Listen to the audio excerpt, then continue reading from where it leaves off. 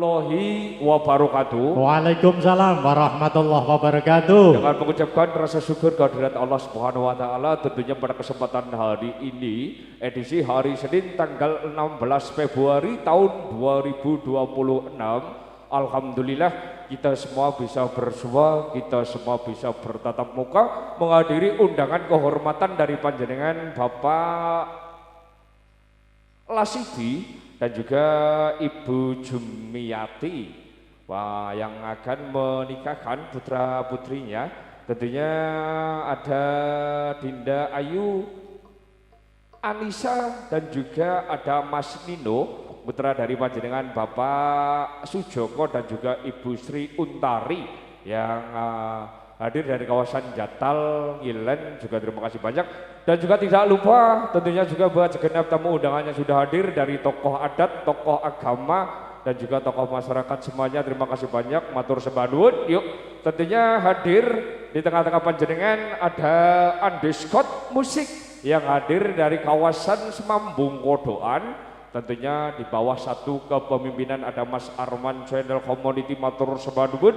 Dan juga pada kesempatan hari ini didukung oleh Satria Audio, yuk untuk menggoyang, untuk memeriahkan acara pada kesempatan hari ini. Coba kita hadirkan artisnya dari Andeskot bersama Satria Audio, matur sembah nuwun. Yuk dulur.